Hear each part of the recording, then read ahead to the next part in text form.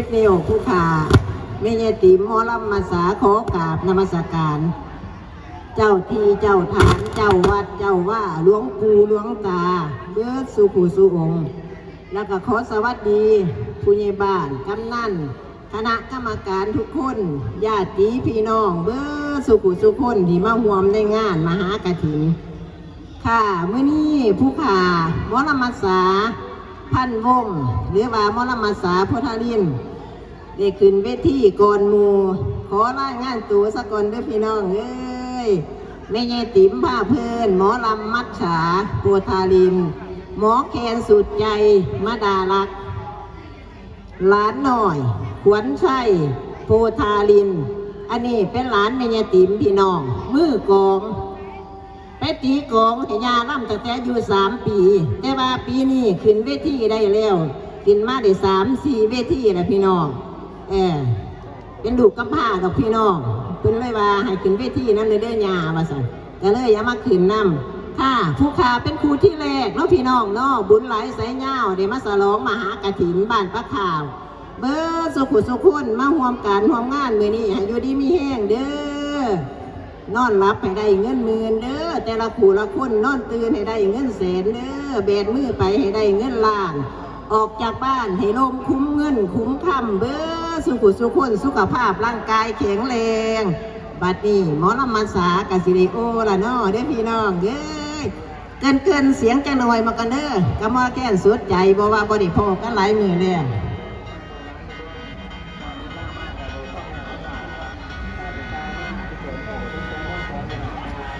ความเมื่อยหลายจนเห็นแสงไฟย้อนไฟนี้อ่อนย้อนแยงแยงเสียงข้าไฟดังเฮงกะฟังพ่อมอยมอยพ่อเฮงน้อยเมื่อยหลายฟังโฆษกประกาศไปให้คอยพบกับมาชาพ่อฟังเสียงบนสวงกล้าหึงหูดังกองตาเดียวมองเห็นไตลงสมัครพิวลงมาผิวสีแวงแวงสั่งมาคิดโทษทิ้งขั้นเม็ดเงินบอกลูกหน่อยลูกอย่าเห็นแก่เมื่อยลูกอย่าเห็นแก่หมอยคำนี้ก็ได้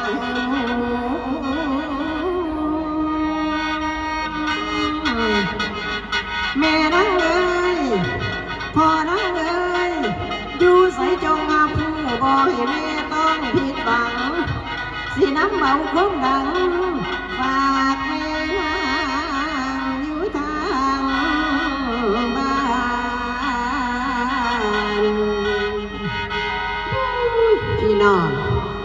มวนอยู่ดอกนอนพี่น้องเนาะบัดนี้ธรรมดาหมอหลอกหมอลำเรียนมีพอกมีคู่เราเลึกถึงคุณครูบาอาจารย์คุณพ่อคุณแม่สักกันเด้อพี่น้องเอ้ยอย่าก่อย่อคู่สักก่อนบัดหลานน้องยังตีกองได้ลูกหลานเด้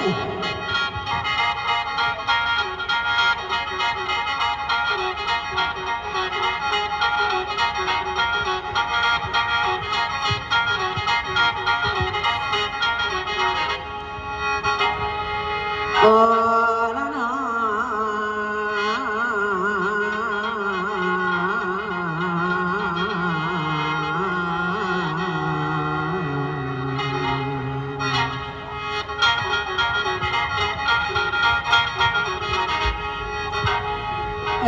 สาธุสาธุผู้มีเกียรติทั้งหลาย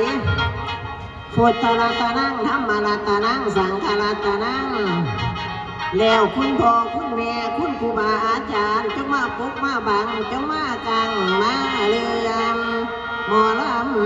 ำใบ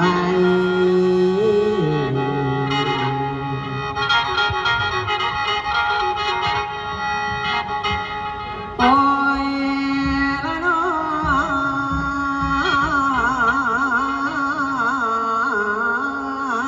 ละนวลเอ้ย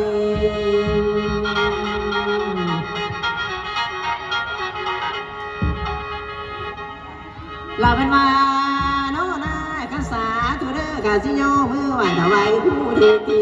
สาธุเด้อกาสิโยมือไหวถวายผู้ทุก ที่ไหนมาละมือนี่มาลำเย่แข่งขันคุณพาผู้แลกับคุณพาเจ้าโยดังเดียวกันเอาเด้อโพคอยมาสู้สักกระจองดึงเสียงขาวิกานั้นมันหนาโพแม่คอยมาใส่แก่เสมอดำดังกันขอ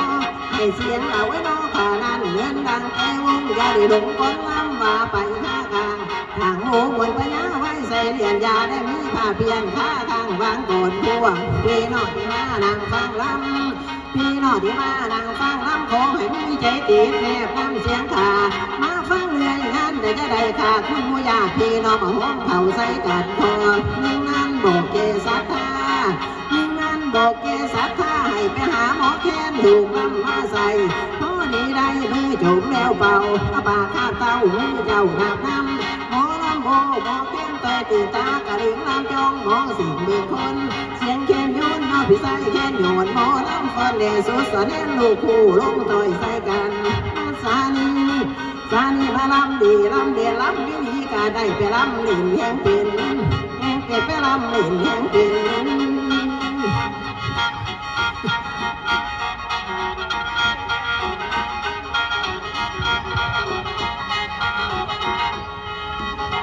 ค่ะหมอลำมาสาขย่ามไปลำมาสาพันวงเราผู้สาววานเจ้าเคยเว้าอยู่หน้าขย่ามไปลำมาสาพันวงแต่ว่าขย่ามอยู่บ้านไปหันเป็นมาสาผู้ทาริมถ้าเมื่อนี้เนาะพี่น้องบรรพข่าวของเฮาบุญหลายตัวพี่น้องเอ้ยได้สร้างมหากฐินเนาะพี่น้องโอ้ยบ่เป็นธรรมดาที่พี่น้องดีใจค่ะหมอลำมาสาก็ดีใจเนาะพี่น้องเบิดสุขุสุขคนก็ดีใจหลายเอ้ยได้สร้างมหากฐินพี่น้องบุญหลายตัวพี่น้องหมอลำมาสาก็สิบ่เว้าหลายดอกเนาะเพราะว่าหมอลำมาหลายคู่หลายคนสิเว้าน้อยๆประกาศชื่อให้พี่น้องฟังซะก่อนผู้ละคนก็สิบ่จักว่าหมอลำมาสานี่มาแต่ไสเนาะหมายความว่าผู้บางคนสิบ่ฮู้จักก็เลยสิเว้าให้พี่น้องฟังว่าหมอลำมาสามาแต่ไสพี่น้องเอ้ย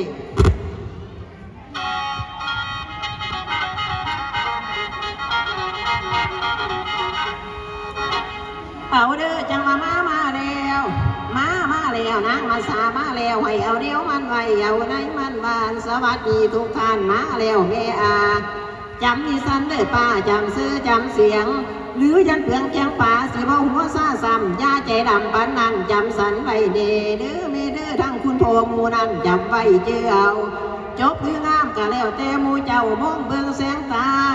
นางมาสามาลำซอยงานบ้านนี้โซ่เขาดีจะได้มาเจอหน้านางมาสาตัวจริงผู้ลำกาลำเก่งเสื้อเสียงดังเป่งทั้งไก่ไฟอุบลเอากำเนิดพันพลขีดดินเนาพระข่าวคำเนานอนบนพนังเนายังฟังและจำสันไว้ไผมันจำเนบ้านพระเข้าเทียงเทสถานห้องแห่งจันพระเข้านั้นรวมกลุ่มซุ่มซนบ้านตำบลคนหลายไฟหลังคาบ้านนางประมาณดูได้ดวงหลายบัวคอยมีจำนวน500ราคาบ้านดินสถานส่วนอำเภอบาสันอำเภอเมืองจังหวัดอำนาจเจริญเส้นที่ไปเวไปเอาหอเข่าเศร้าอย่างนางนอนหมู่ที่3เขาโยนบอกบนดินเนาไปจ้างเอามาลำอย่าลืมเด้อป่าเส้นจำตาจำหน้าราคาเยาวนมอลำโกนแข็งเต็มลำได้สู่ทางลำแบบสร้างใหญ่ยางลงบ่าหรือจังหวะเล่าพวงส่วนสันลำใดเสียลำไทยลำเมียวเกี้ยวเก่าผ่านกี่สานมานี่หรือแล้วเป็นสันลำจอดจันศาสตร์นำลำทักแล้วแต่ใจศรัทธาโซไปทั้งนั้นทั้งสันนี้เรียนดีเด็กคนแต่ก็ห้องเห็นหาวฟังแล้วเส้นใจเบ่งเด้อฟังเบ่งเด้อมาสักทีจังว่าที่ฉันว่าเลยได้บวชสะไทยศรัทธาแม่ลูกป่าสาวน้องบ่ถอยหลังเบี่ยงแลนเอาละน้องบาดนี้สิลงไว้เนื่องก่อนสิลงไว้เนื่องก่อน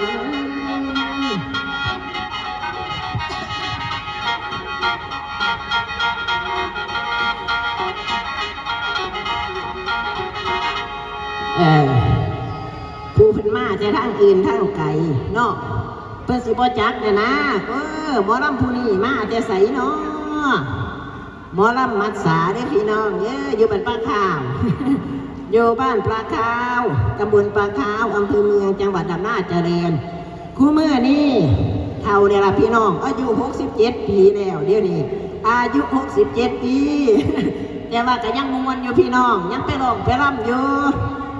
ขันมีการมีงานเล็กๆน้อยๆกับไปอยู่พี่น้องคู่มือนี่ก็ได้เดี๋ยวนี้ก็มีผู้มาสัมภาษณ์เดี๋ยวละ2-3 งานเดี๋ยวละแต่ว่าไปงานใดกับนี่ละไปนำหลานหน่อยไปตีกองให้นำมักตัวพี่น้องมักเสียงของเสียงกองเพราะว่ายาเป็นหมอลำเป็นน้ำจุ่มน้ำซุ่มพี่น้องเพื่อนกันยังว่าเสื้อมันโตโบฮอนวนไก่กบเนี่ยผมนกโบฮอนเป็นหัวหลานยาเป็นหมอลำหลานกับมักเสียงของเสียงกองจังว่าไปทางไหนก็ไปนำกันพี่น้องกับหลานหน่อยหมอแค่สุดใจมาดาลักหมอลำมัดฉาพันวงหลานหน่อยขวัญใจภูธารินอาบัดนี้เว้าเรื่องบุญจังเล็กจังน้อยเนาะผู้ไม่สิขึ้นมาที่เกินเว้าเรื่องบุญในพี่น้องฟังมื้อนี้ทำบุญในพี่น้องเนาะผู้ใดก็จะได้บุญเนาะพี่น้องทำบุญก็ได้บุญทำบาปก็ได้บาปเนาะพี่น้องมื้อนี้ได้บุญเบอร์สุขคนมาทำบุญเนาะพี่น้องเอาเกินเรื่องบุญจังเลย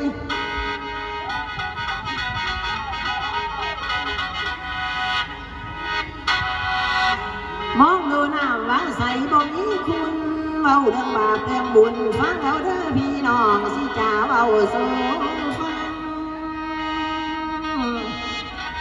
บ่ให้มีผ้าพันแจ้งเด่นเห็นสัตว์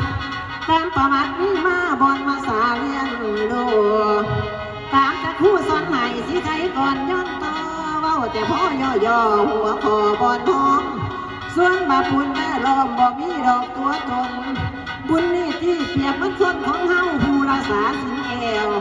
แววไว้กล้าว่าจะโอยโอนบ่มีทางเดือดร้อนสบายบ้านไม่อยู่เย็น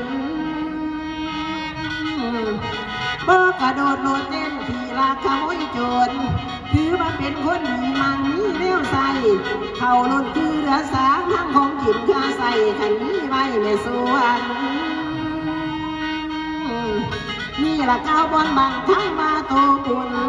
เปรียบมันคนของเฮาจีจับเมาไว้บาปนั้นยังไปหาอุปมาคือเก่าคือคนเฮาผู้ใดลาเป็นของเขาหิวสินเป็นไปหมดตัวสิ้นผลเวียงสิ่งสับพิษจะพ้องกำกับปากเบี้ยจำตองทำสนองน้ำอยู่เข็นใจทุกยากลำบากหมดทุกสิ้นสินเจ้าบ่รักษาจำไม่เด้อแม่ป้าโตบาปคือคนถูกทั้งแขนหักทั้งงอป่วยปิ่นผินหายเงื่อนสั้นห่างเพพังมังมุนมีเจ้าทูซ้ำขอเขากันเพื่อนกินทุกสิ่งสิ้นผ่าพรเทวามีจะแนวขอโคกนกที่มีตามเพื่อนบ่แม่นั่งถึงเหล่าจริงจังไปทัวเป็นช่วงจิตแน่แท้ฟังแล้วหินตองคำว่าบาปเป็นทุนบุญเป็นกำไรกะสิเบาโตบ่โลละการทำบุญก็ต้องมีพระกะจังทำทานใดก่อนทำบุญเฮาต้องเตรียมของไว้ของกินของแจกกับปลาเด็กขี่ลามาต้นกองนี่ขบถือต้องลักษณะทำบุญต้องลงทุนหลายพันที่ดูคงลูกมีหมูว่าค่อยมาปูป่าเป็ดไก่จัดไปถ่ารับตอดคนเพื่อนหนูฝูงบ่ให้มันย่างยุงตกแต่งขัวสันไปจังหันหรือเพนมาสูงองค์เจ้าบุญเลยนำมาเข้ากันในที่ใหม่ที่แรกเป็นบาปไปขั้นสุดท้ายหากเป็นบุญน้องแม่น้องเอ้ยโอ้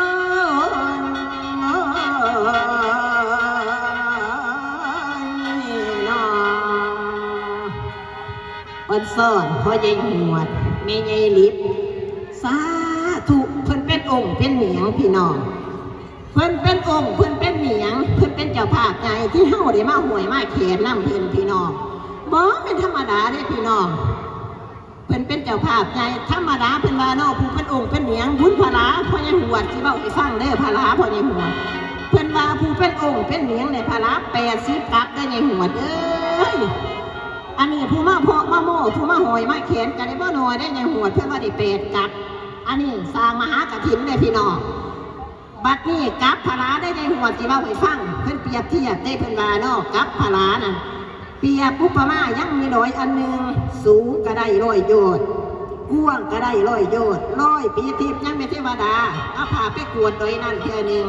ถึง100 ปีเอาผ่าไปกวดอีกเจ้าร้อยนั่นหาบเกี่ยงเสมอหน้าก้องไส้นี่จะเรียกว่ากับหนึ่งได้ยังหวดกับที่2บัดนี้ยังมีสาอันหนึ่งกวางก็ได้100 ลึกก็ได้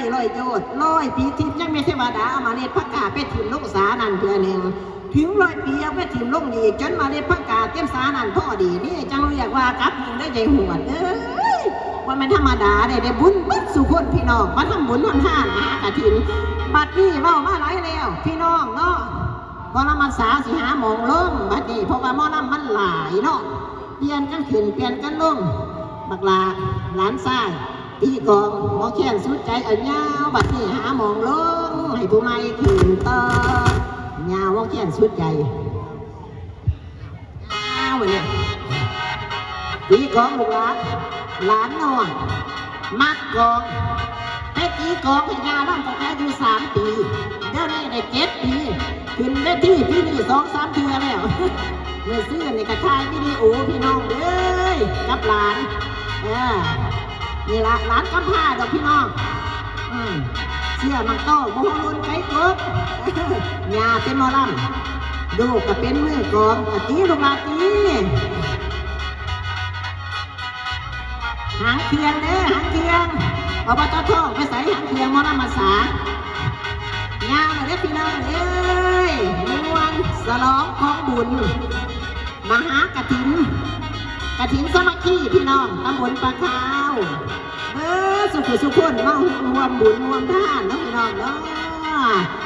ให้ก็ดีมีแห้งผู้ใดมารวมบุญรวมทานเนี่ยถือแล้วมันที่1เด้อเนาะเอายาวพี่น้องยาว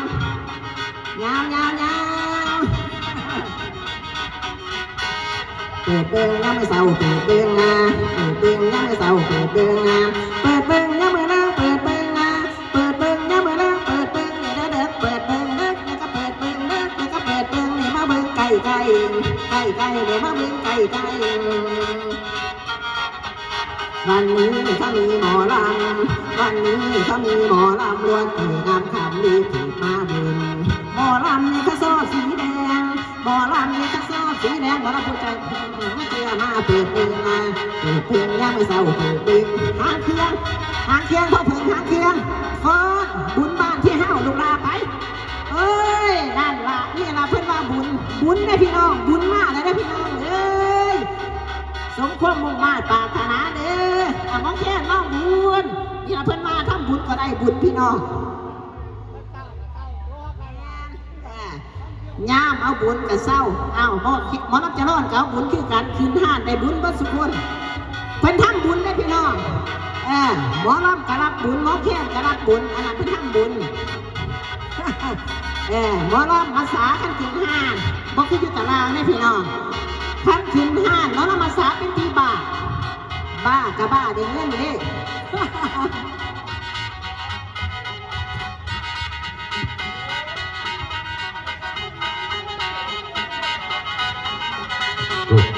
ครับขออนุญาตประชาสัมพันธ์นะครับรถทะเบียนกขนะครับ813อำนาจเจริญยี่ห้อฮอนด้านะครับก็ขอให้ท่านไปเคลื่อนรถออกจากตรงนั้นด้วยครับเนาะที่ท่านจอดไว้นะครับเพราะว่าขบวนรถจะนำรถเข้าจอดเต็มสถานที่เดี๋ยวท่านจะออกบ่ได้นะครับเนาะครับกข813อำนาจเจริญสีบอลยี่ห้อฮอนด้านะครับรับทราบแล้วครับเนาะ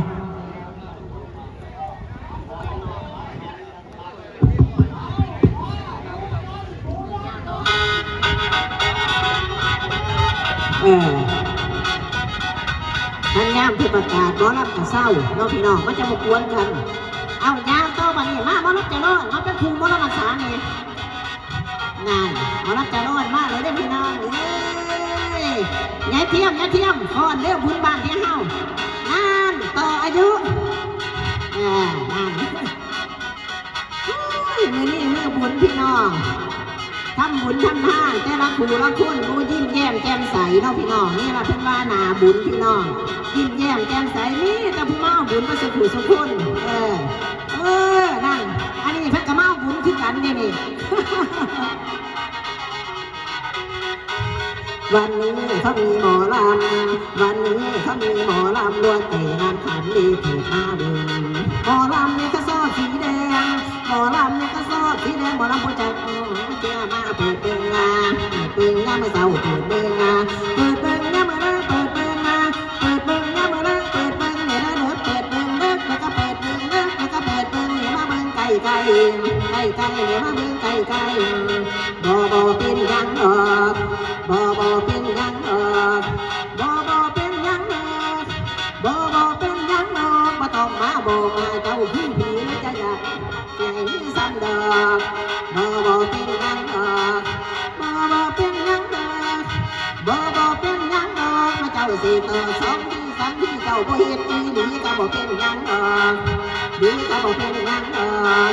แล้วก็ต่อยแหลกต่อยแหลกต่อยแล้วก็ต่อยแหลกต่อยแหลกต่อยแล้วก็ต่อยแหลกต่อยแหลก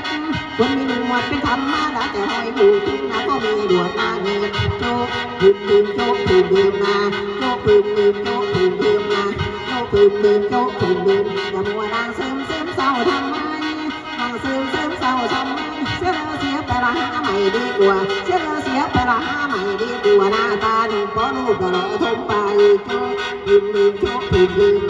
โจ๊กพึ่มโจ๊กพึ่มดื่มนาโดนเจอกันเท่านี้มาโดนเจอกันเท่านี้ก่อนตอนนี้ก็สวยเท่งามเท่แต่ก่อนเท่งดำเท่งเลยแต่ก่อนเท่งดำเท่งเลยเดี๋ยวนี้ใครเนี่ยก็เศร้าเลยเศร้ากันเดี๋ยวนี้ใครเนี่ยก็เศร้าเลยเศร้ากันต่อไปวันนี้หมอรักจะนอนไปอากาศแต่ดีนะพี่น้องเนาะบ่แดดบ่ร้อน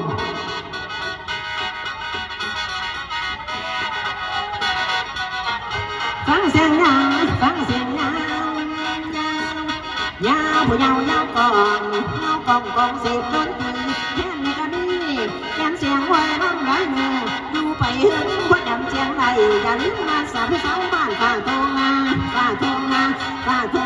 าพันลูกเราไปสาวบ้านเจ้าเคยเบาอยู่หน้าบอกน้องผ่าเดือนสิมาขอน้องผ่าเดือนสิมาขอน้องไปถึงเนื้อเดือน12พี่สิมาขอน้องเหนื่อยเห็นคอเห็นผ่ามาสาพันมาถึงหน้าเก็บเดียวลงเหนาเห็นเดียวหลอนสั่งด้วยลงป้าไม่ใบลนละกบป้าไม่ใบลนละกบโกสาวทุนถูกมังนำข้าเมาผู้อื่นเขาที่กระจากันไปก็ไม่สนใจบอกพ่อเธอแต่มาซาใจเหี่ยวเห็นคอยจองพงทา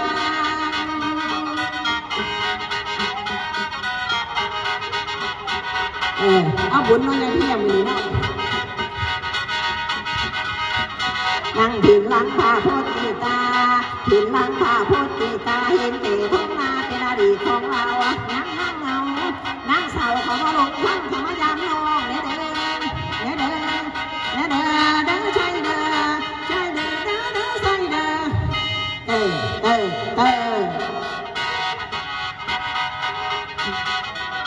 มันเป็นสาบเพื่อคอยเจ้าเข้าใจแต่ไอ้ใดมาอยู่เมืองหลวงไอ้ใดมาอยู่เมืองหลวงใดพวกสาวเด้อแม่งกำงามช่างป่านนักฟ้าเบียร์ในบาร์มันก็หอมเกินเหล่าน้ำหอมของเขาท่าแล้วได้กินหอเพราะผิดหน้าจอยขึ้นบ้านเก่า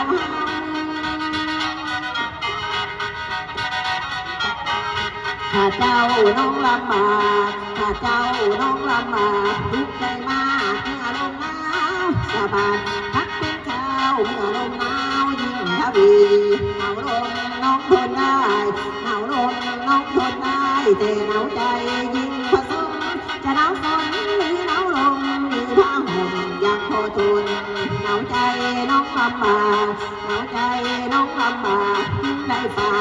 กให้พ้นพี่จะกลับไปยนสงสารคนอาสื่อมัจฉา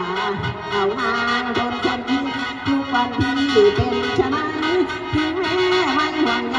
ก็ต่อไปบังจมอว่าเมื่อรักหมดจิตทอดเมียกอดเข้าลงหอถึงแม้หมดทั้งโลกก็จะขออยู่ตามกันน้ำตาไหลเป็นเพื่อนถ้าผัวเตือนอิดขนมสาวนาแต่ดำทุกเสาคำอย่างคอยตามมาแล้วมาเรียนมาเศร้าโทษเหนื่อยบ้าง ลองสักวันจักหน่อยได้อพี่น้องเด้อขันบ่ลองแล้วมันฝืดให้หมอลำมาสาลองสักตัวเดียวหมอลำจะร้อนเด้อ ลองจักหน่อยจังลุก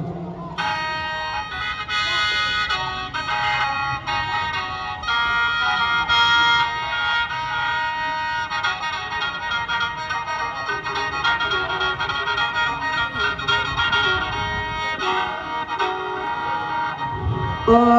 ยโอ้ยละน้อ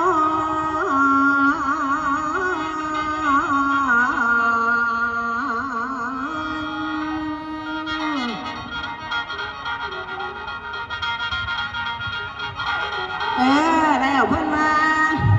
บุญเอ้ยบุญเหลือล้นได้เกิดมาเป็นคนในโลกนี้ก็ดีอยู่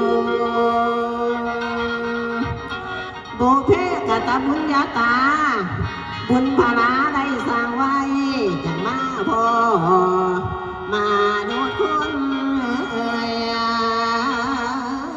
จังมาพอมาโนดคนโอ้ยโอ้ยโอ้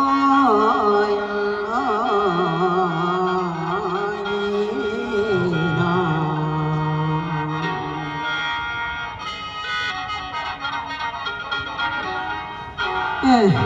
ขาวบุญสะกอนไม่ไงพวกมาบุญมาให้ได้นี่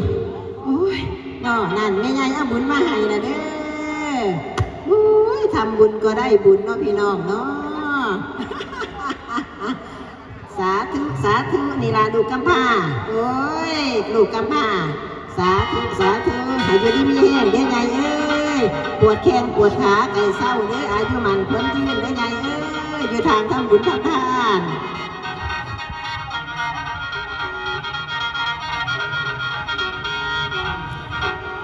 สันจักพันละนะเรื่องบุญคุณพ่อแม่มีคุณหลายแท้ๆถ้าน้องเลี้ยงใหญ่สูงคุณนั้นมีมากล้นเปรียบเหมือนแผ่นปัตตานีหาแนวซ่าแนวเสียงเปรียบปานบ่มีใดคือรักสายท่านน้ำสมุทรหลวงเย้ายานคุณบ่มีมาหล่นมารดานั่นกระดังกันเปรียบเทียบใส่แผ่นฟ้าอันพวงใหญ่ไพศาลขอวอนวานพวงสุนโดคนในจำไว้ย้ำท่านตายไปแล้วมรณะโลดสัวลูกที่ดีมีความรักต่อท่านทำท่านให้ส่วนบุญได้ก็เกื้อสร้างก่อกองกุศลอุทิศบุญไปหาพ่อแม่ตุนผู้ตายแล้วมีหลายแนวทำให้ท่านไปหลายอย่างได้ทำบุญต่างๆมีกองโหดกองบวชพ่อแต่ดินสร้างโทษท่านทำตามการมันมีเวลาท่านโดตลอดบุญภาษาถึงคาถาพร้อมพร้อมกันมีตังสาธุโลปันนังกตัญญูกตเวทิตาวานันพระองค์ทางทรงสอนเป็นเครื่องหมายของคนดีให้ชื่อจำเบาไว้อย่าได้ไร้เสียเททำบุญแทนคุณพ่อกับทั้งคุณแม่นั้นอาจารย์พร้อมพร้อมกันพ่อแม่นั้นเปรียบเหมือนดังเทวดาเป็นผู้มีพระคุณหลายอย่าไล่เรื่องแท้คอยทำบุญสร้างกฐินทานเทโทษอย่านำบุทิศให้เวลาไทยมารดาพร้อมจงเจริญโอ้ยโอ้ยโอ้ยน้องเอาเต้ยบัดนี้หาหมองลงตีกลองได้ลูกหลานเด้อเต้ยพี่น้องเนาะมาเอาบุญก็ได้บุญให้อยู่ดีมีแห้งก็สุขสุขคนเด้อพี่น้องเด้อให้หายทุกข์หายโศกให้หายลูกหายไผ่สุขภาพร่างกายแข็งแรงอยู่ทางเหตุทางศาสตร์เด้อพี่น้องทำบุญทำทานสร้างบุญสร้างทานสร้างบารมีเด้อพี่น้องเด้อโอ้ยพี่หมอลำจังหวะเด้อพี่หมอลำจังหวะเด้อพี่หมอลำไม่เบิดแต่ลำมีสนอทางศาสนาหันมาเด้อเจ้าทั้งหลอกหันมาเด้อเจ้าทั้งหลอกแต่ลำมีสนอลงแล้วมันเตยผัดขึ้นมานี่พ่อตาเดียวเห็นหน้าเขามาเด้อยิ้มเป็นแหวนเขามาเด้อยิ้มเป็นแหวนเป็นแหวนจะเป็นแหวนเป็นแหวนจะเป็นแหวนนึกมาเส้นจะเป็น จังแม่งามจังงามงามนี่เด้อเจ้าไหลยางงามไปเบิดสู่ทางทางไตกะเรางามหูละพะน้องามนางามตาเจ้างามแก่ละครในสนอสีเจียงามไตแม่นมังคาไว้นั่งละนาล้วนในลีนาล้วนในลีนาสู่นาจะแฟนเธอนาสู่นาจะแฟนเธอละสิใบบัวเวิร์นตาน้ำสิใบบัวเวิร์นยกกลางน้ำยกกลางน้ำยกกลางน้